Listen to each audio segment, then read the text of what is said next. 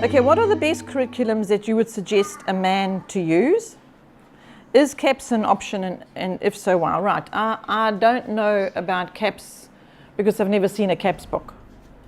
I know people that phone me that have been on CAPS and they come onto Oikos and they use the Oikos resources and they say all kinds of things to me about CAPS, which is probably better that I don't repeat. So that's as much as I know about CAPS.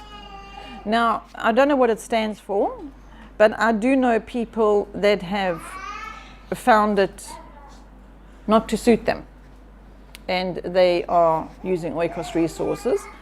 What are the best curriculum? I would say this is your best curriculum. I've got it here. I think all of you have got this at home. Yeah. All right, so that you have the best curriculum already, so you don't have to look for it. You already have it. It really, really is the best curriculum. There's no better life manual than this. Are you using your curriculum? Are you using it to teach your children? And the other thing about curriculum, there's lots of little babies there in the back, and I'm wondering how those mothers are going to teach their children to speak their home language if they don't have a curriculum. The moment those babies can't speak, their home language. So what are they going to do? I mean, are they looking for a curriculum to teach their children to speak? They're not even thinking about it. But now they've got to teach their child to read, and all of a sudden they panic and they need a curriculum.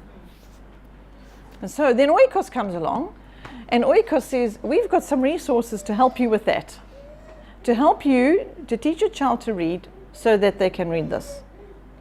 To help you with your maths at home, with maths you see, and Steve Demi talks to you on the video and helps you to feel all relaxed and excited about maths, so you don't have to panic that you didn't do maths at school very well, because now you've got an opportunity to learn it all over again. And so, yay! And now you can have fun doing maths, remembering that the reason why we're doing it is because God needs to equip us. We need to be ready for Him. So I can't really recommend curriculum, as you've heard. I can't tell you there are, I don't know, something like 50 curriculum. When we pioneered home education in this country, we had no idea an industry was opening up for hundreds of people to supply goods, resources. So there's so many, and I don't look at them. I don't go and see what they're all about. As I say, I've never even seen a CAPS book ever, not anywhere. So a lot of the other curriculum people talk to me about, I've never seen those books either. So I really can't. I'm not the person to ask about which one I think would be the best one. The other thing that I've heard of people saying is that they get counsel as to this curriculum is good for this child, and this curriculum is good for this child, and this child, and this child. And they try and fit the curriculum for the individual kinds of learners and so on and so forth. Well, what I say is that curriculum taking you on a journey to teach your children of God and yourself? And if it's doing that, and it's doing that effectively, great. But if it's stressing you and wearing you out and overloading you, not so great. So there's your check. It's not natural for you to be trying to teach different. I'm just stopping right now what I'm saying, because I've got this thing happening, and I've never ever said this or thought of this before. But what I'm thinking about right now is meals and food. And if you woke up in the morning and this child you cook this meal for breakfast, and this one it likes the fried foods, and this one likes the porridges, and that one likes, and whatever their likes are. That one likes cereal. Okay, so each child, you've got 5 children and a husband, right? So you've got 6 different meals to make every morning. Are you really going to do that? But what if I advised you and said, I really think you should let your child who likes cereal eat cereal every morning, because that's what suits him. He likes cereal. Let him eat cereal. That's what he will like the most. You're not going to really take my advice. And if I say to you, you must give each one what they like in the morning, because one might like ice cream. Are you going to give your child ice cream for breakfast? No, you know already not. So you don't need me to tell you what you should be giving your children for breakfast. You already know what is right for your children. You know that porridge is a good thing because it settles them all down, or whatever it is. If you give them cereal, they bounce off the walls because they've got too much sugar and you can't settle them down to do their maths lesson. You already know the answers. You know what to feed them.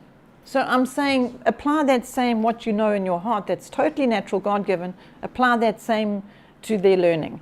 Don't try and give everyone a different style and a different because that's what they like.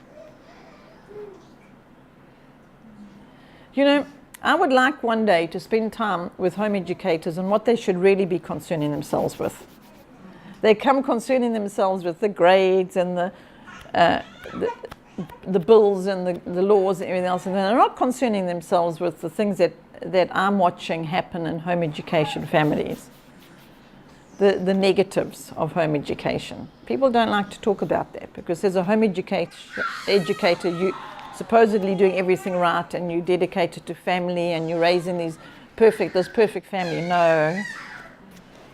The only perfection is going to be found in Christ.